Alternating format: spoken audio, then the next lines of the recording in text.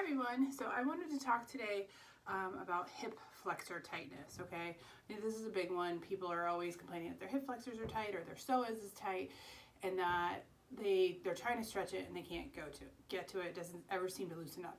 And that's because we think that most hip flexors just feel tight, but they're actually very weak.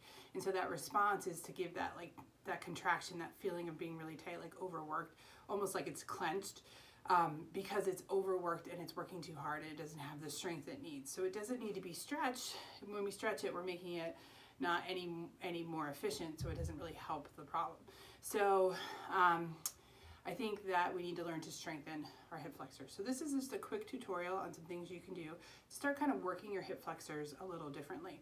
So the first thing I'm going to do is I'm going to use a band for this. You can do it without a band, but I think the band really helps. And you can start with your feet, you're gonna lay on your back, start with your feet on a chair. And you're gonna just keep that back flat and you're gonna blow out as you bring the leg up. So if I bring my right leg up, I like to visualize my right rib cage kind of moving towards my right hip bone. That helps me kind of just making sure I'm getting a good breath and good core contraction as I do that. So I keep my feet are a little flexed like this, they're on the chair. I'm gonna breathe in. Blow out. Really pull that all the way down. Hold until I'm done with that breath and slowly bring it back. Then we do the same thing on the other side. Breathe in.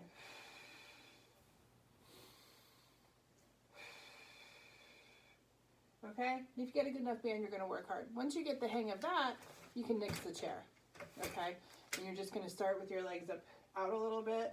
Even just holding there, you'll feel the abs kind of kick in. Make sure you don't let your rib cage flare and your back come up. You're going to keep it flat. We're not drawing into the pelvis. We're keeping some tension in our abs. A good way to think about tension is imagine that someone was trying to punch you in the stomach. Not that I would ever punch you in the stomach, but imagine somebody was, or somebody was going to jump on your stomach. You would tense it up. You wouldn't draw in your belly button. You would almost tense it up. That's the tension you want for this, and you're going to breathe under that. So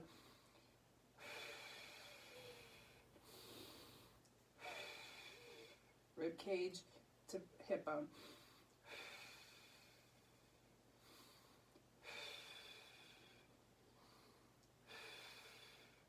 And you can work on that 10 to 20 times, depending on how hard the band is for you.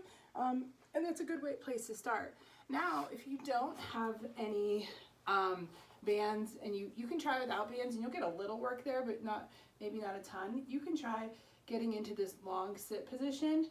Making sure you're not real slumped back, just a nice upright position. Same thing here, we're gonna breathe in and imagine that rib cage going towards the opposite hip, kind of keeping a little tension in our abs and just lifting the leg.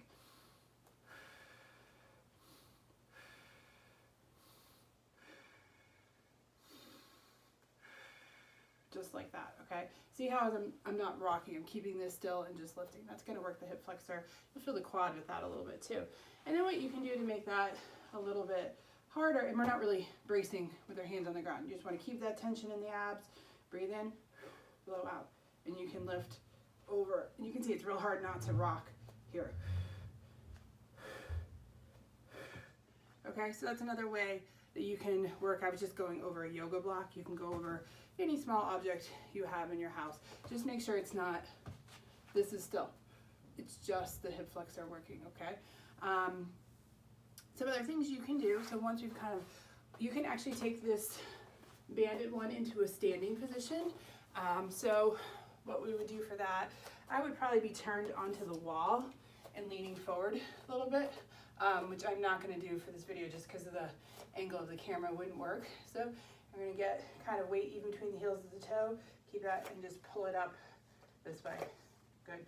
You can even get more lean, so you're almost into hip extension, working on bringing that knee up to get some hip flexor strength. Once you've kind of worked your hip flexor a little bit, some people love that old hip flexor stretch. I'd rather use it in an exercise. So what we can do is get into a half kneeling position. We're gonna make sure our rib cage is tucked, stacked over our pelvis. You heard me saying that. We want our head in line for this. If our head goes out, it changes where our glutes are. We're gonna kind of visualize pushing this glute to the ground. So we're staying nice and neutral, keeping that to the ground. and you can shift over this leg, okay? And now you can just hold here for a second. But then what we can do is we can work on blowing out and pushing straight up and coming straight down. And you'll feel that stretch, so we're using that length that we just gained by exercising it. So it's gonna work a little bit through here. You can add some rotation into this. So what I will do for that, we do this from the front. So I'll do one here.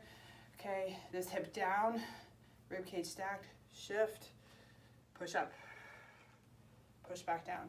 Okay, you'll feel that in the front here. If you want to make it a little more challenging, you can take this arm, put it over this leg, this one straight in the air, hips stay still, upper back rotates, and then blow out and push up.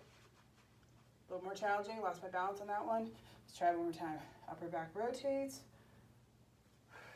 straight up, back down, okay? Nice, try to control it, try not to slam into the ground there. Keep your breathing.